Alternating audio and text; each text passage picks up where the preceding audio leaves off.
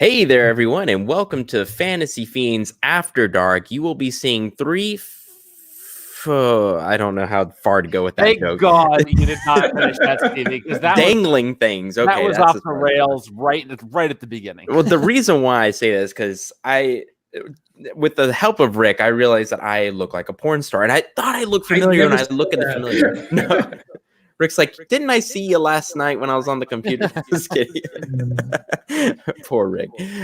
So we have, my name is Stevie Collier, and I'm here with my co-host, Andy Palaquin. And today we are honored to have Rick Partlow, who is the author of Wholesale Slaughter. Stevie screws up the guest. Did I say Paltrow? I was thinking of Gwyneth Paltrow. Have you guys heard of Goop? Yes. Oh, yes, I love it. I'm so happy that exists because you can just destroy. It's so stupid. It's so. All right. We'll try this name again. Rick Partlow, welcome to the podcast. Welcome, Gwyneth. Welcome. Just kidding. So I have a new candle scent I want you to. Rick Partlow is the author of Wholesale Slaughter. It's done very well. No, do it again. Partridge in a pear tree, Stevie. I'm so sorry. Steve, think about it this way: part high, part low, somewhere in the middle. There you go. Partlow. Partlow is Clearly, the he's author. had to explain this a number of times. Partlow is the author of Goop. No, he's the author of Wholesale Slaughter. It's done very well on Amazon. It's got really cool cover. Is there mechs in it? I'm guessing. Yeah, there's lots of mechs. Is that like the main point of it? It was the main point that made me start writing it. I mean, it got kind of more complicated once I made a 6-book series out of it. But I wrote it originally because I loved the Mech Warrior video games. Were you a soldier? Long time ago. Dude, you look like a soldier. Oh, there it is. I'm creeping on your Amazon pictures. But I saw your haircut and one. I was like, this guy's a total soldier. You know, I didn't start cutting it like this until I turned about 45 and just got tired of messing with it. It's just low maintenance. You're such a nice guy, and then I see your Amazon photo, and it's like so serious. I got that photo at the 20 Books conference, and he told me to look serious. Wait, how'd you get that picture? They had the guy taking author photos there. Are you freaking kidding me? Man. They'll have them this year, too. I was so out in left field there. I was like so overwhelmed. I just don't do well in Vegas anyway, so. But hey, wait. I'm sorry. Before we move on, were you at the bar with that other podcast? KSM? Yes. Yes. Okay, that's probably where I saw you then. Probably is. Because I was there. I apologize for not remembering you, but there's a lot of people there. Dude, so many people. So today we have an awesome episode for you as usual, and welcome all the usuals. We really appreciate your support. But before that, as we usually start with on this podcast, is something cool that has happened to us within the past few weeks. I can go ahead. Take it away. So from last week, we were talking about that I was struggling with something that I'd learned was called ADHD, which I'd heard of before. And I was like, okay, that's just for disruptive little shits, just like they're just bad kids in school. They go to the principal's office. Okay, their ADHD is gone. That's seriously as far as my thought process on that went. In fact, even before meeting Andy, I didn't even know what Asperger's disease was, which is part of the autism family, right? It's on the autism spectrum. The way you say it, Stevie, It sounds like ass burgers. Well, I'm going to definitely say ass, like really put emphasis behind that because it's a funny word. Isn't that a Fox animated show? Asperger's? Bob's Burgers. Atypical. Oh, okay. What? Okay. So I did go get tested. I saw 2 doctors, and then one doctor, I had a 4-hour appointment with them, and I got tested by 3 different people. One was a neuropsychologist, one was a medical doctor, ADHD specialist, and then they had me take a computer test. Well, long story short, I have a severe case of ADHD, and I have attention deficit and what's the other one? Hyperactivity. I lose my train of thought. And the funny thing, though, and there's a funny part to the story, is they made me do this stupid test. I was like, well, guys, I can focus on a test if I think it's important. I'll do it. I'm going to fail. They're not going to think I'm ADHD because I can focus on this. Well, the test it shows you 2, 1, 2, 1. You have to click on the ones. And I was like, oh, okay, I can do that. They made it drag on for 30 minutes just doing that one thing. And what I didn't know was they had a camera in there watching me take it. And they said by 15 minutes, I was doing stuff like this. And at one point, apparently, I got my mouse and I was clicking it on my head like this. And I would like spin my chair and come back and then click. I was doing all this crazy stuff. And I was like, dude, what if I've been picking my nose? Something embarrassing, wanking. I don't know. I'm sure they've seen it before. Yeah, I'm sure they have. They put you in this small closet too, and apparently that's part of it. And they did weird stuff too. Like throughout the visit, they would click their pins apparently, and they're watching if I'd notice and stuff. And by the end of it, they like kind of unraveled all their tricks. I'm like, oh my God, you guys got my ass so good.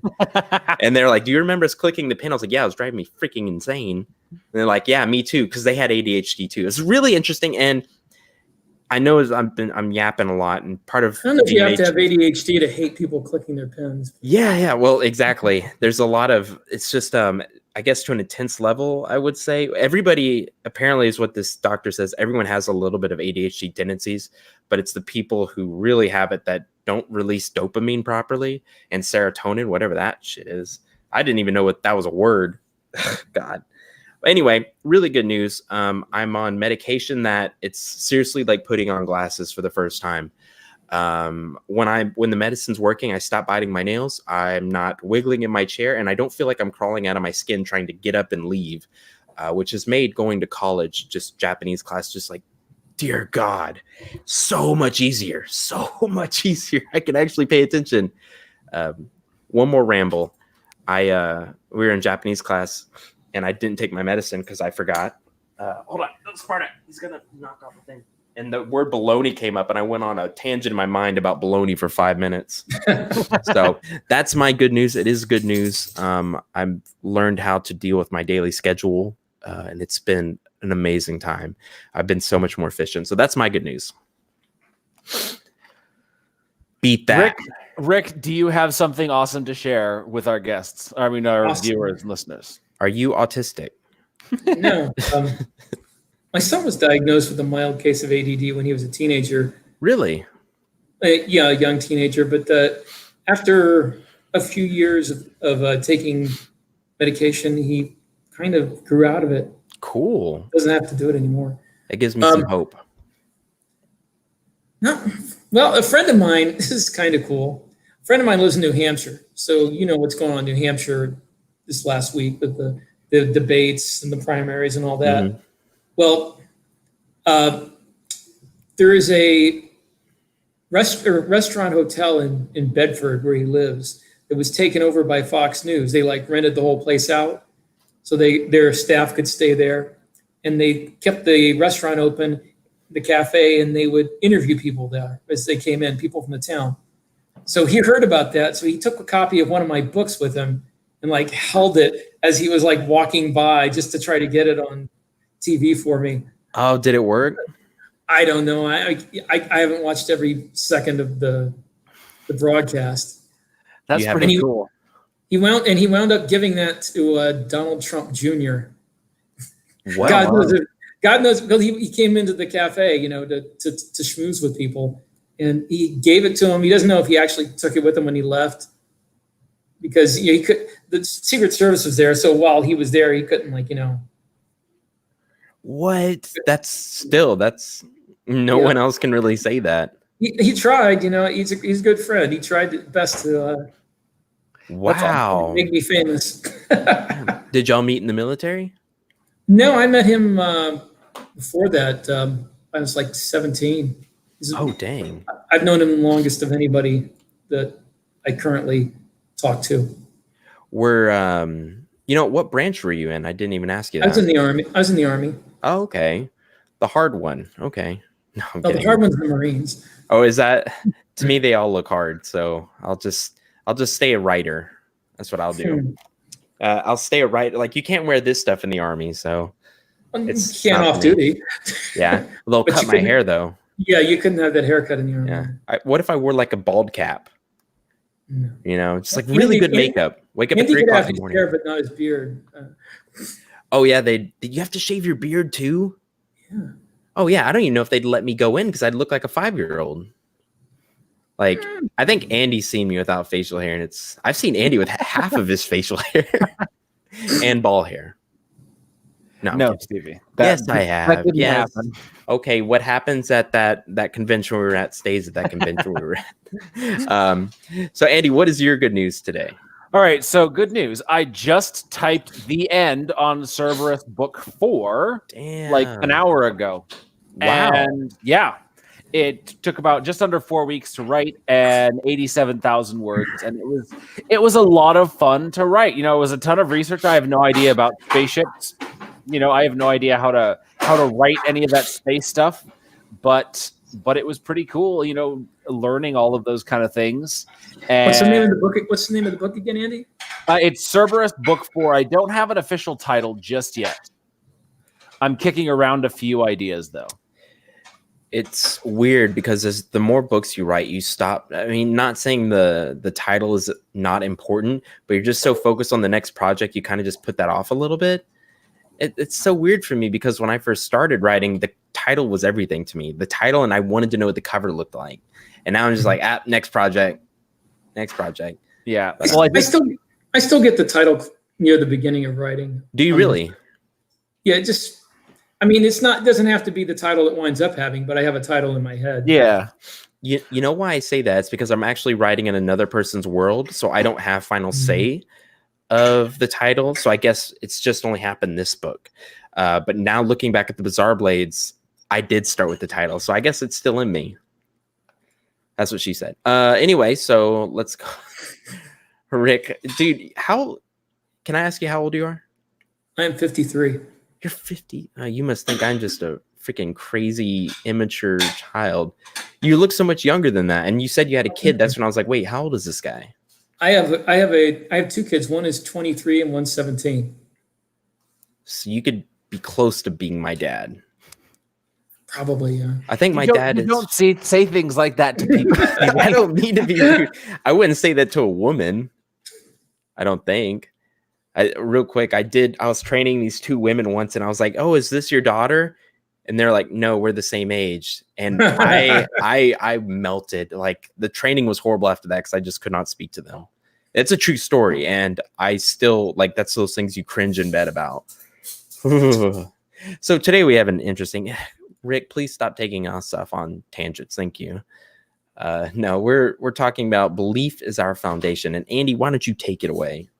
Well, so, you know, Rick was the one who talked about this idea as it's a part of his books, which we'll dive into. But it kind of got me thinking about how everything in our life is, to a certain extent, founded on belief. Like, let's say people who are deeply religious, they believe in their religion, and to a certain extent, it shapes their life. It shapes their actions. It shapes their behavior. It shapes their outlook on the world, on other people, etc. For people who are not religious, there is another sort of belief that drives them, the belief that religion is wrong, or the belief that religion is unimportant, or the belief that we are sufficient without needing some sort of religion. And for people who are strongly, reliant on science, there is a belief in science that all of the people that have come before you and built this science that we know have been professional and impartial enough to create something accurate without any kind of bias. So everything in life, everything we do is built on belief to a certain extent. It's just something that we have to sort of dig a little deeper to realize that in the end, all we have to go on is sort of this trust in someone or something. Are you talking about God? No. Just anything? Anything, like I just said about science. Right now, Stevie, you know the laws of gravity, that they are the laws of gravity because someone told you that they were the laws of gravity. The Bible did. They did not. Isaac Newton, a few thousand years later. But so you've got Isaac Newton, who your teacher told you was a genius and did all this work and made, this important discovery. So right there, you're believing your teacher and believing that Isaac Newton is who he said who had the intelligence enough to be someone to trust, that his theory of gravity is real. I don't believe he was who he said he was. I think he was a scroll. Maybe he was the apple. Regine, you're absolutely right. Science is something you can do for yourself. But how many of us have actually done the science. Or let's say there are people like Regine who have absolutely done the science, but there are many people who haven't. And they just accept things on face value, or because someone that they trusted told them that it was the case. And so everybody has something that they believe in that is the foundation of their lives to a certain extent, no matter who, what it is, how big or small. And that's something it's interesting that we as humans need that belief. What happens if we don't have that belief, in your opinion? I think it's something that everybody has, unconsciously, subconsciously, or consciously. Even if you don't believe in a divinity, right? If you don't believe in a god, there's got to be something that you believe in, which would be your capabilities, your own self-sufficiency based on past experiences. But there is still a certain degree of blind trust or faith that, yes, you have done well in the past circumstances, but that doesn't mean that you're always going to do well in the future. You may have hit the ball 9 times out of 10, but that doesn't mean you're going to hit the ball that 10th time or not. You all you've got to go on is past experiences, past statistics, essentially. But it's still a certain degree of faith that you step forward and take that action with no guarantee of how the outcome will turn out. Go ahead, Rick. I was going to say, even if you don't believe in anything esoteric, most people believe in other people. They believe their parents love them, or their wife loves them, or, their family loves them. And that's a belief because you don't really know how they feel about you. Just really good actors. Well, no, they might just be doing what they think they're supposed to be doing. Ooh, that depressed me. So they don't even know it themselves almost.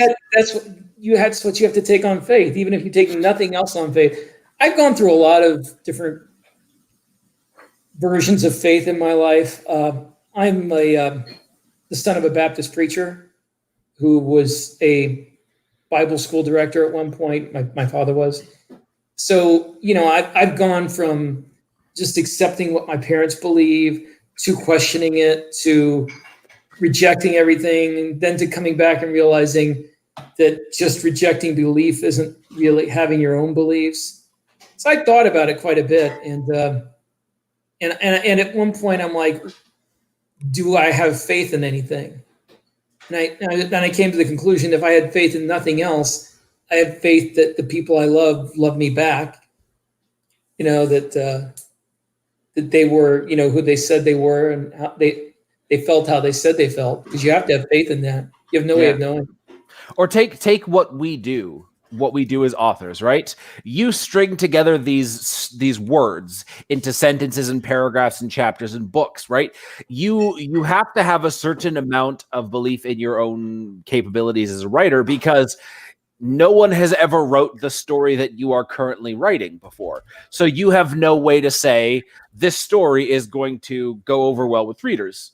I don't know. Writers seem to be the least self-confident people I know, for the most part. Well, that's very true. But you have to have some sort of, not arrogance, but that confidence to, as much as you can, that this story that you've just crafted, or that you are in the act of crafting, is structured properly, that readers will be engaged, has characters that they will resonate with, will be making story choices that are the right ones. There is no way to guarantee an outcome, no matter how good of a writer you are. I mean, you've look at probably the biggest success to flop story that I can think of is Aragon, Christopher Paolini. Aragon, when it first came out, was just boom. It was like, holy shit, what is this? And by the end of the series, I don't think anybody even remembered who he was. Like, I think the last book came out and kind of didn't do anything. And then I think he tried another series and it didn't do anything. And now he's coming back with sci-fi, which hopefully will, or I say from his perspective, will hopefully do something. But that movie killed that series. Who? I think the movie killed that series. I feel like it did kind of go off the rails when the movie came out. Yeah, But I was because really, everybody hated the movie so much. I think it hurt the book sales. I was really small and I liked the movie, but even as a kid, I should have liked it more. And so that's saying something. But I actually, Lisa and I were just talking about this. We were at Barnes and Noble and I had been spending way too much money. I mean, way too much money. And I was like, I'm stopping today. And I was walking and they had this special bench, and they never have this in a Barnes and Noble. They have like, sales stuff, but it was luxury items. I forgot what they called it, but they had a signed copy of Aragon there. And I was like, for $20, you got it. So I picked it up. And the reason why is because Aragon is the first book that I read that made me want to write a book. And in Aragon, he uses a power. He learns magic from a character named Brahm, which is a short story I wrote called Brahm. Just to show you how far this goes back, but he uses the blue power. And for me, that color blue, not really just the color blue, but just color in general. So in every book that I write, there's always some sort of color theme. Like in the Bizarre Blades, everyone's hair is a different color, and that shows you where you are in the hierarchy. I don't know. Aragon is I like the book, but I never read the other book. So it's funny, Andy, that you say that. That's the thing is that he, he crafted this story, and he went from the highest high to kind of the lowest low in a sense that he fell off the map for a few years, and he's trying to come back. Exactly. So this is something that we as authors, we have to have this belief in our skills when it comes to stringing those sentences, our capabilities of crafting characters that are relatable, stories that people can engage with. But at the end of the day, there is nothing to say what series will succeed and fail. I mean, I put tons of stock into my Heirs of Destiny series. I thought this is everything that's got the makings of a kick-ass adventure series. And when it didn't perform as well, it didn't sell as many books as I'd hoped, it was like, oh, it was a blow, because I had invested this belief in myself and my skills, and it didn't come true. So there is sort of this foundation that we act off of. We've built up this foundation that comes from experience, from the amount of time that we spend writing and researching and, learning and reading and doing everything that we do to become better authors. All we can do is build off of that, act off of that foundation. Did you, not to go off on a tangent, but did you read anything past Aragon? I didn't even finish Aragon. Oh, okay. All right. Yeah. I thought you were gonna give us some craft secrets, like why it was so bad. No, I didn't get through Aragon. I think I just listened to it on audiobook maybe 2 or 3 years ago. So I was a little bit older than the target audience for when it came out. The same with I was Harry way Potter. older than the target audience. I never read it. Yeah, the Harry Potters too. I listened to those on audiobook when I was in my late 20s, so it was a little too young for me. It was, it was a good series, but it wasn't like, Harry Potter like it was. My wife read it when my son was reading it, and she enjoyed it. Yeah. But I had Andy, before I forget, you brought up fear, right? You brought up fear when it comes to belief. And I kind of forgot what you were talking. Could you go back to that? I forgot what I was talking about. Oh, okay. Did you say that our beliefs are inspired through fear? No, I think our belief is sort of our antidote to fear. Okay. In the sense that we have to build off of something, right? We have to find something solid to serve as the foundation for our actions, and that belief is all we've got. Because if we don't have something solid, all we've got left is the fear, the anxiety, the worry, that we're not good enough, that something bad's going to happen, all of the usual fears that control and ruin our lives. So really, that sort of something solid to hold on to is what keeps us from crumbling or from feeling helpless in this, in the midst of all these fears. So having a belief system of some sort is really the only way to get through life. I mean, take a look at people who are in the hospital with their loved one in the hospital bed, potentially dying, right? Mm-hmm. With some disease that they don't fully understand. That is pretty terrifying, this idea that the person that you love more than anybody else in the world is going to be taken away from you. And now this belief that there is a better afterlife gives us some measure of comfort and, in a sense, control, because we feel like we know what's going to happen. So even though our fear, our loss, our sorrow is the chief emotion, there is this sort of something to cling to that there is an afterlife that's going to be a little bit better. And that is what gives us sort of peace in the midst of the storm. I feel like that is also an argument that maybe atheists would give to people of faith. They say that's just your way of not enjoying the idea of the unknown, maybe. And my response to that would be that who are we to take that away from them? True. Absolutely. I mean, I'm not I'm not a big religious person. I used to be, but I feel like religion serves a good purpose for a lot of people. And the people who argue against its influence are kind of ignoring the good effects it has in a lot of people's lives, and that it's necessary. I don't agree with the people that say, "Oh, if we didn't have religion, everybody would kill everybody else." But I think that there would be a lot of despair, that people would not have the comfort, and the comfort's important. We die. We're mortal until somebody comes up with a way of lengthening our lifespans. We've got about 70 or 80 years maximum, and then you're gone. And that's not that much time. Yeah, and everybody has to deal with death. If not their own, the untimely death of other people. And religion is a comfort that helps people to function in society where death is a reality. Yeah, or it keeps society together. Yeah, exactly. I don't want to say that I don't need that comfort. It is comforting.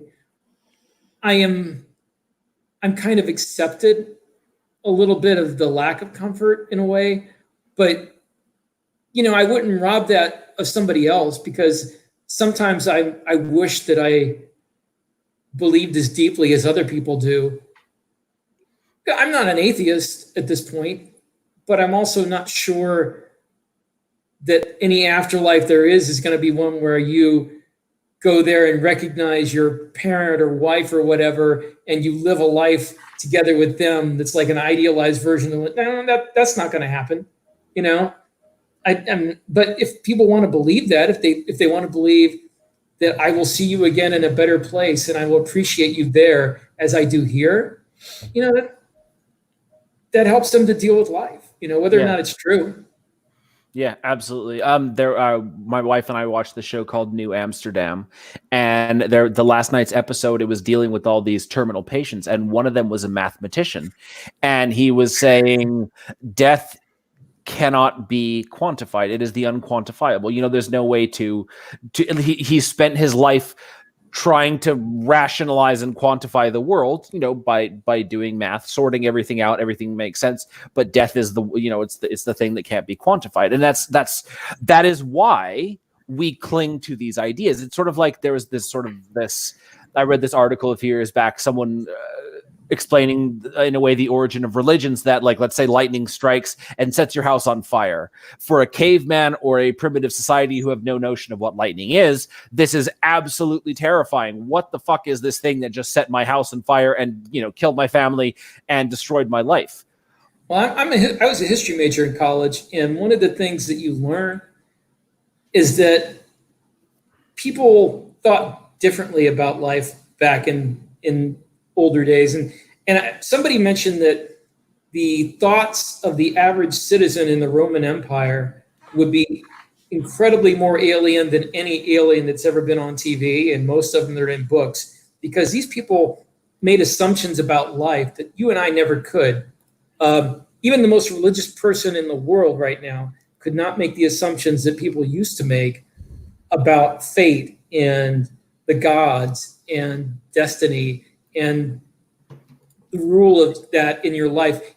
To them, if you got an infection and died, it wasn't that you cut your foot and you didn't clean it. It was the will of the gods that you died. That was just what was supposed to happen. And that kind of fatalism, even the most fundamentalist religious person in the world does not have the same kind of fatalism they did back then, because they've been exposed to a materialistic society, but to a industrial society that is built on the scientific method and cause and effect.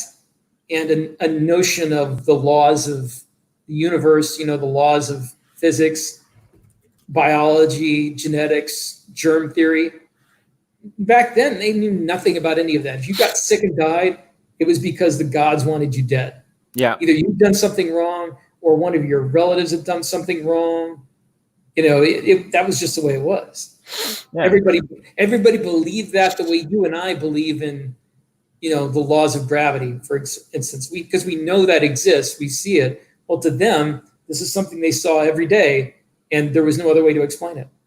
Exactly, and it shaped their behavior in a totally different way. Like you said, they would be so alien to us because we couldn't begin to understand it, because their sense of everything was so different because of their belief system. And so it's like even look at the modern world. You look at say the American / Canadian culture, which is really created around very Christian belief system. The morality system, no matter how much it's based on the laws of the justice system. The justice system is essentially crafted around the Christian morals.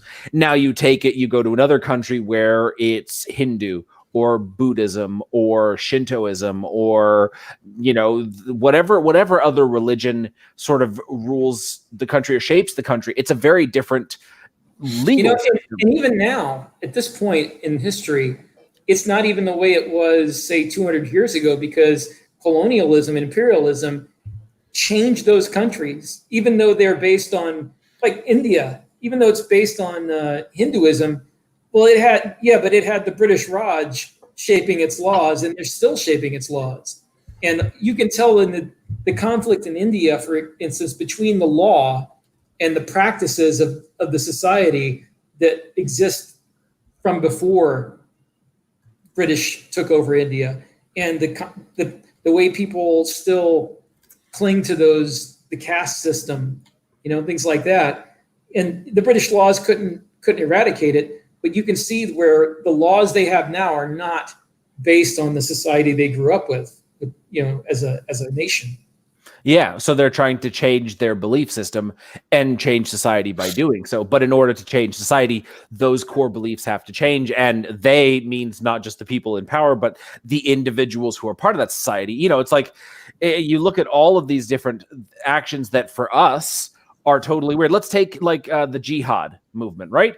For us, the concept of jihad, it's not unthinkable. It's just not something that we, raised in the societies we have been, would believe to be good, right, moral, rational, whatever. For someone who's raised in that kind of society, the notion of jihad is something that they've been hearing about since the day they were born, or since the day they, their parents first read them the Quran, or whatever religious literature they were first exposed to. And so it's something totally foreign, and yet it is the belief system that their whole life and all of their actions are governed on, or governed by, founded on. So understanding that belief directs the actions, what we need to do to understand people is drill down to their beliefs. And once we can sort of understand their belief system, then all of their actions begin to maybe not make sense to us, but at least we can understand why they are doing what they're doing. Modern day fundamentalist Islam is a good example, though, of how politics affects belief, because Islam was not the way it is now 100 years ago or 200 years ago, or even more, like 400 or 500 years ago. It was a much different culture, and the culture affected how people practice a religion, the same as ours did. Christianity in 1500 or 1400 was much different practice religion than it is now, because the society it was in was different. And at that time, Islamic societies were the most advanced. They were scientifically, medically, culturally, the most advanced cultures of the day. Yeah. And you could tell, and that was reflected in how their religion was practiced. And a lot of that changed about the end of World War I, with the fall of the Ottoman Empire and the division of countries in the Middle East by the West, which changed the social status of Islamic countries from the ones on top who were calling the shots to ones that were being victimized and colonized, and the practice of the religion changed due to the politics. And same thing with Christianity in reverse. When they became on top, and they became a more industrialized culture, and science became more important. Well, the practice of Christianity changed somewhat, and I don't know as much about Hinduism, but I have to think that that's changed over the centuries with the influence of the British over there, how they practice their religion. Yeah. Everything is shaped to a different extent. So as humans, I feel like we just have to have answers, and not having answers makes us uncomfortable. Yeah, it makes us feel like the world is chaos and we have no control over our circumstances. So even coming up with answers that may be incorrect but give us a measure of comfort or a measure of, the morality, that's what we do as humans, just to quantify the unquantifiable. So it's like Definitely. putting a blanket on. That's one of the things that, back in my post-college days, I kind of flirted with almost atheism, because you get to that point in your life and you reject everything that you've been taught and try to go your own way. And I got into a lot of arguments on the internet with people. And one of the things was that people couldn't accept was when they would ask, like, well, how does science explain this? And I would say, well, we don't know.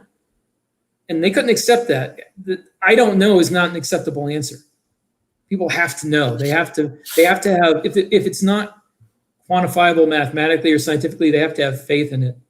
But they have to have an answer to it. Like, what happens after we die? I don't know is not a good enough answer. Got to know. Yeah, and that just bugs them. Yeah. Do you believe that there can be someone of a faith that's just, you ask them a question, they're just like, I don't know, and they're okay with that? I don't know all the different faiths, so I couldn't say for sure. But I guess those people would be kind of rare. I think maybe Buddhists would be okay with that. Yeah. So there's this argument is like Buddhism is a religion or it's just a way of life. Does anyone know a philosophy is like? I don't know. I mean, I would say there's atheists who are Buddhists, I think. So I don't know if it'd be a religion or a philosophy, but I'm not really qualified to say. You're a historian. Come on, just kidding. I'm not a historian. I'm a history major in college. It's not. Oh, okay. It's not the same thing. To be a historian, I would have to have a doctorate in history. What all does getting a history major require? It seemed difficult because I met some history guys. It depends. You can get a Bachelor of Arts or a Bachelor of Science. If you get a Bachelor of Arts, you have to take a foreign language. Really? Okay. That's cool. But most schools specialize in one or two, or depending on the size of the school, it can be 2 or 3 or 4 sections of history. And you pretty much, you take overviews at the beginning of the different histories. But like in my school, the only thing they offered was early modern Europe. So I studied from the 1600s through 1900. Pre-World War I. A lot of it, the French Revolution and Napoleon and that kind of thing. But to get a bachelor's degree in history, you have to take a certain amount of history classes, and a lot of schools require you take a course called historiography, which basically it's writing a really long research paper that takes a whole semester. Ew. Mine was 32 pages and had 123 footnotes. Whoa. What? I know doctor's thesis did not have as many footnotes as my paper, but every time I tried to turn in with fewer, my professor was like, "Oh, there's not enough footnotes here. You need more footnotes." It's funny because my professor was like, "You don't have enough citations." Oh yeah, it's citations, same thing. Oh, okay. Yeah, it's weird. It's like, well, I have the information here. Why do you need more citations? Now you're just making me feel like I'm stuffing this damn thing. And it was really hard for me because this was days before the internet. Oh So God, I can't everything I had, imagine. everything I had to get that wasn't at a local library, I had to order. Luckily, I had a whole semester, but Ooh, that's I had chosen something fairly recent. I chose the 1972 Munich Olympic massacre, okay. and I figured that was big enough and recent enough that I could get lots of sources on it. But it was not. It was not. It was not as well sourced as I would have liked. I only found like 3 books on it. Wow. It's funny you also brought up Islam. I did my 20-page paper, but I guess my translation was that it was completely in French, which was very scary. I took 2 years of French in college. Oh yeah, parlez-vous français? Un petit peu. Ah, cool. And well, I did mine on jihadism, fundamental Islam. That's some scary shit. Really scary. Talk about tangent, but they had guys that were trying to escape it. Jihadists trying to escape the jihadist camps. They would dress up as women, and they were so I don't insane, I guess, that they would try and put makeup over their beard. It's like that's not gonna work. You can look it up. It's really sad. I mean, these guys were killed, but it's funny but sad. I don't know how to explain it. I didn't know whether to put it in my paper, my PowerPoint, or not. Because I was like, is this just rude? I don't know. But that's how bad it was.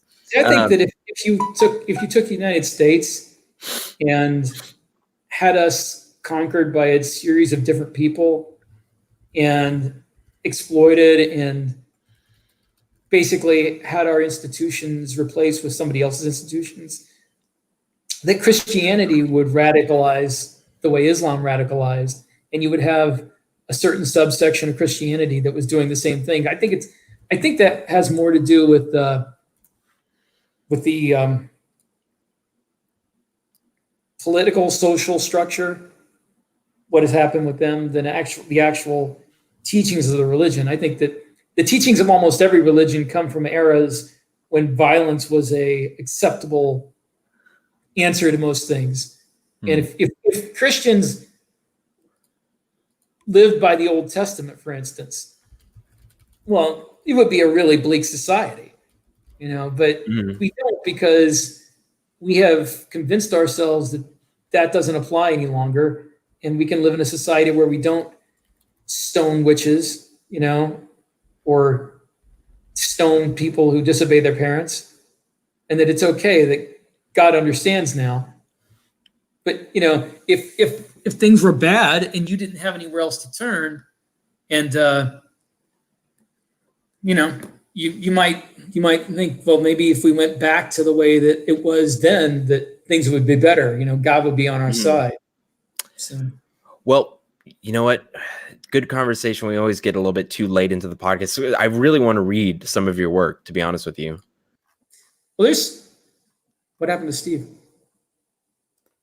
I don't know. He probably got his dog might have pulled out the cable or something. Well, there's a lot of discussion of belief and faith. I'm saying there's a lot of discussion of belief and faith in a lot of my books. I mean, it's not the central theme in most of them, but it's there. Like wholesale slaughter, for instance, it comes after the fall of an empire, and the empire replaced the republic. And one of the things the empire did was establish a religion. And the empire was conquering and trying to gain more territory, and they wanted a martial religion. So they basically invented one. They took elements of Zoroastrianism and they incorporated the beliefs of the Roman military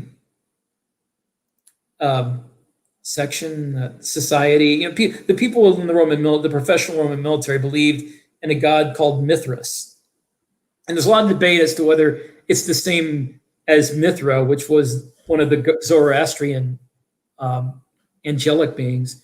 But this emperor just conflates it all together, throws in everything she can think of, and makes a soldier's religion that justifies the conquest that she has been doing, and the war she's been fighting.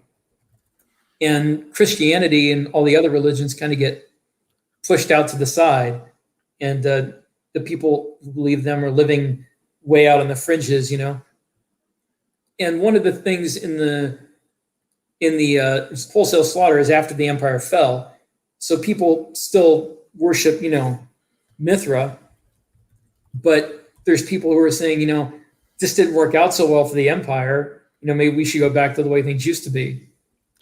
And I make a point about how in their culture, Mithra is a warrior's god. It's a god of the strong, people who can fight. And a lot of the characters find themselves in places where they're not strong and they're captive and they can't fight. And they're like, this is more like Christianity originally was, for people who aren't strong. Who are the characters in this book? And actually, you can give us the characters, or if you want to play a character, if you don't want to do, and who do you want to do narration? Well, it's already been narrated. No. For the snippet we're reading now. Oh, that's. I'm sorry. No, I want to be the narrator for your audiobook. Okay. Oh.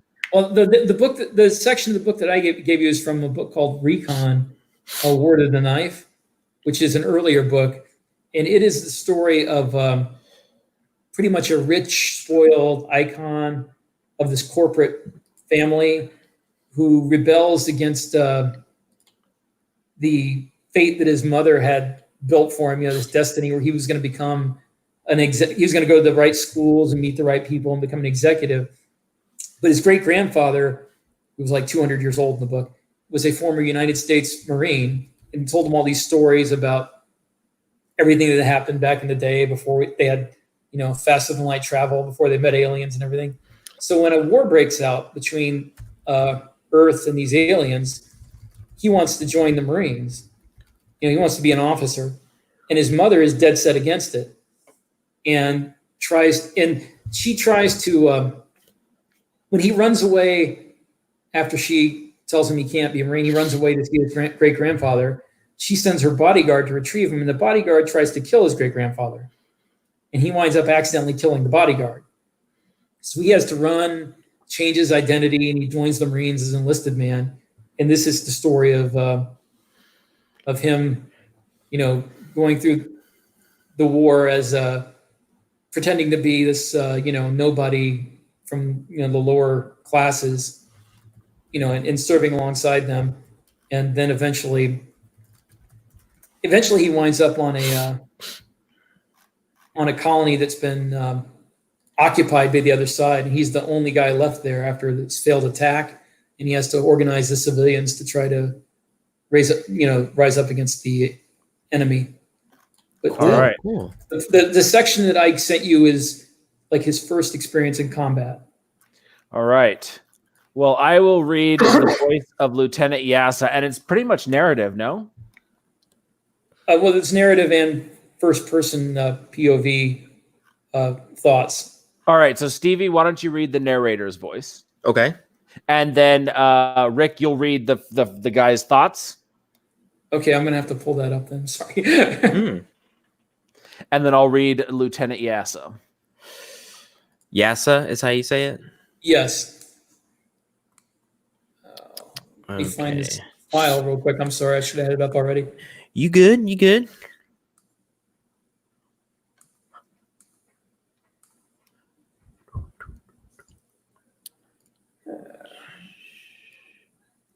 Hold on. I will find it. No problem. Sergeant Gomez, I heard. This is not in the wholesale. No, this is well before that. Okay. Okay, now I remember where it is. I'm sorry. Ready? No problem. All right, here we go. Wait, I got to open it up. Oh, okay. Sorry. All right. There we go. Now I got it open. Okay. And I'm reading the narrator's thoughts. Yeah, the thoughts. Yes. Okay. All right. Sergeant Gomez, 3rd Squad. I heard Lieutenant Yasa's voice in my ear. You're with me. Sergeant Kane in 1st. You'll follow Gunny Anderson to the LZ and clear it for the lander. Let's move out. Maintain communication silence until I say different or we come into contact with the enemy. This Go ahead. Oh, or am I doing that part or are you? I'm sorry. Yeah, that's a thought, right? Yeah, that's the thought. Okay. So am I doing that? Yeah, that part. Okay. This was it, I thought, as our fire team moved out with Gomez in the lead, with the LT in between us and the other team. We were actually doing it. It was a pretty straightforward op as these things went. The moon was what was left of one of the staging bases for the attack on Mars, one that Tani hadn't cleared out yet, probably because they figured it might come in handy for a future attack in the solar system, maybe even on Earth itself. The scout service had figured out about it and figured it would be an easy win, as well as a nice target for some intelligence gathering, which is where we came in. While the fleet was attacking the picket ships and orbital defenses, Force Recon was being sent in to acquire prisoners and preserve intelligence. Us. We were being sent in. My platoon. I want to say I was psyched that finally being in real combat was a rush. Honestly, though, I was scared shitless. Scared of dying, scared of killing, but mostly scared of fucking up. This wasn't practice. This wasn't virtual reality training. This wasn't a walkthrough. This was the shit. I tried to shut out the fear and doubt and concentrate on doing my job. From the mapping program in my HUD, I could tell we were 2 kilometers from the Tani base, and normally I've been worried about tripping security sensors. But one look at the blackened and splintered trees and smoking craters blown into the dirt all around us told me there wouldn't be any sensors left functioning. Proton beams were all that were coming now, but Fleet had spent an hour bombarding everything up to 3 kilometers around the base with Gauss cannons. The base itself was buried under 3 meters of dirt, powered by an underground fusion reactor, and had electromagnetic shielding. We hoped we were at least keeping them looking up. I nearly stumbled as another laser probed the sky, and a proton cannon answered it like the hammer of a titan, shaking the ground even though it had impacted kilometers away. The footing was tricky through the wasteland, and our formation kept stretching out and bunching up as we moved around one ragged crater after another, over churned dirt and rock and the splintered remnants of trees. If it hadn't been for the navigation screen guiding us, I know we'd have never found the base. Even then, I wasn't totally confident the scout's estimate of where the entrances were located was accurate. I was itching to ask Sergeant Gomez if he thought the mapping program was wonky, trying to figure out a way to do it without getting the LT mad at me for breaking comm silence, when I saw Lieutenant Yasa's fist raised to hold our advance. She sank to one knee, and the rest of us did the same, and I started hunting the surroundings for threats. Then she went to the prone, bringing her weapon to her shoulder. Oh, shit. I went down to my belly, grateful that the armor kept the rocks and other debris from digging into my chest and knees. I brought my Gauss rifle around the point outward, careful to note the position of the other members of my squad from their IFF, identification friend or foe transponders. I still couldn't make out a damn thing. There were more and more fires the closer we came to the base, and the bombardment and everything was a haze of glare and smoke on thermal and infrared. But she had to have seen something. There was a flash of movement, barely perceptible, off a bit to my right, almost toward Johnny's position. Just a shadow cast by the fires against the smoke. I couldn't pin down its source at first. Then it lengthened and cohered, and I could see that it was almost straight ahead. No, it was to the right. Shit, it was straight ahead and to the right. I clenched my jaws to keep from yelling out their positions. Lieutenant Yassa obviously knew they were there. The others probably saw them too. My HUD was blinking a warning now, putting a threat icon over each of the 4 figures emerging from the smoke. They were Tani shock troops, brawny and oversized in their power-assisted armor. The serve was at the joints, letting them carry more weight at the expense of being more prone to breakdowns and requiring a lot more maintenance than regular infantry. Their visored helmets scanned back and forth robotically, their hands filled with the fat cylinders of the rapid-fire KE guns. The fuckers had actually sent out a patrol in the middle of an orbital bombardment. It's probably the right call, but it was also pretty damn ruthless. My HUD told me they were only 30 meters away, and I was screaming in my head so loud for Lieutenant Yassa to give the order to fire that I almost didn't hear when she did. My finger worked on instinct, though, overriding my conscious mind and pressing against the trigger pad as the target reticle floated over the closest Tani in my HUD. I'd fired tens of thousands of rounds through a Gauss rifle at the range and in live fire exercises, but there was something different about this time. The kick felt harder when that 10-millimeter tungsten slug left the barrel, propelled by an electromagnetic coil 3,000 meters per second. And the shock trooper didn't just fall down the way the targets had at the range. I hit him center mass, right where his armor was the thickest, but at this range he may as well have been naked. The slug created a jet of plasma as it sliced through the alloy breastplate, blowing a hole through his torso the size of my fist. But he stayed upright, propped up by the servos and his exoskeletal armor supports, staring at me like one of the robots the towny religion wouldn't let them build. I put a second round into him without intent, because my conscious brain hadn't yet processed why he hadn't fallen. This one took off the top of his helmet, most of it had with it. By the time I'd been able to force myself to shift targets to another of the shock troopers, they'd all been taken out by the others, one of them practically dismembered by multiple shots. Ceasefire. Are you going to... The lieutenant's voice came firmly but calmly inside my helmet. Gomez, take a team, set up security 50 meters up. Monroe, Pacheco, you're with me. I took a second to get my breathing back under control, then made sure my rifle was on safe before I used the buttstock to lever myself up off the ground. Following Lieutenant Yassa, she carefully approached the enemy troopers. 2 of them had fallen, toppling because they were caught between strides by the gunfire, while the other 2 stood still like grotesque bleeding memorials, forced into service after death. Lieutenant checked each of them while Johnny and I kept a lookout, but I snuck a glance every few seconds. Her armor was thicker than ours, but also less flexible and harder to camouflage. Anything that used that kind of power couldn't be concealed well from thermal sensors without cooking the guy inside it. Their KE guns used electromagnetic coils like our Gauss rifles, but their superconductors needed lower temperatures than ours, so they were fitted with a fat cylindrical cooling jacket full of liquid nitrogen. They didn't shoot big slugs like ours either, opting instead for rate of fire, propelling hundreds of tandem needles a second at obscene velocities. It was a different philosophy, and I guess that was fitting, since they weren't human for all that they were humanoid. We knew so little about them, despite having been at war with them for twice now, with a decades-long Cold War between. All we knew we gleaned from prisoners we captured, and not much from them. Gramps told me he'd never managed to get any significant intelligence assets on their homeworld, Tonskaya, not so much as a microprobe. Johnny looked over as Lieutenant Yassa yanked the helmet off one of the 2 who'd been propped up standing by their armor. The face inside was frozen in death, the light gone out from the dark liquid eyes buried under bony ridges, the square shovel-like jaws slack. His nose was flat almost to the point of non-existence. His head was depilated except for a strip from the brows back to the nape that grew out into a ponytail long enough to wrap around his neck. Sorry, I don't think they managed to get a signal back to their base. Lieutenant Yassa decided after examining the Tani radio equipment. The jamming seems to have worked. She began working at something inside the helmet, twisting it this way and that. After a few seconds of curiously watching her, I couldn't help but look at the slack features of the dead Tani. Stevie. Stevie?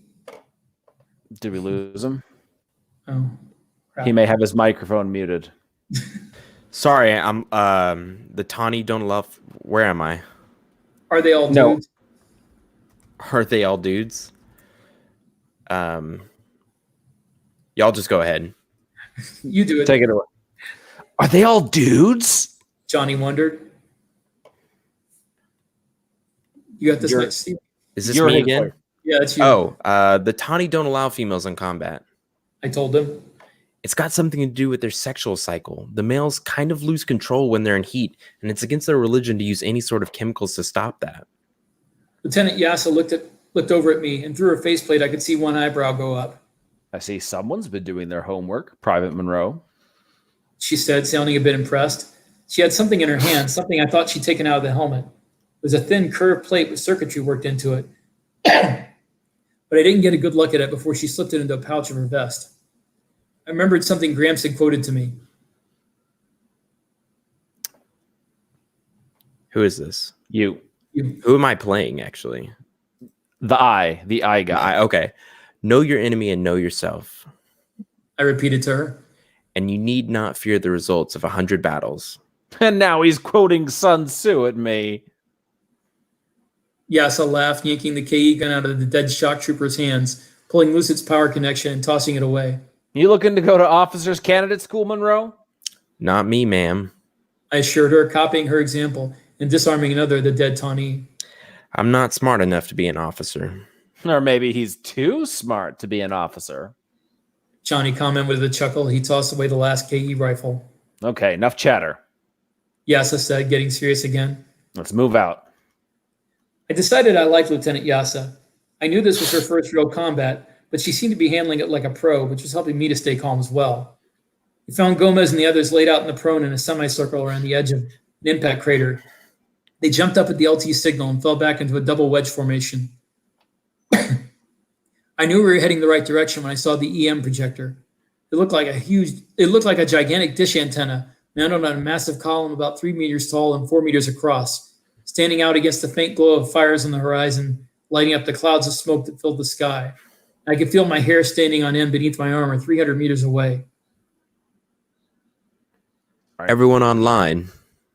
Yasa told us, spreading us out as we approached the defense shield projector.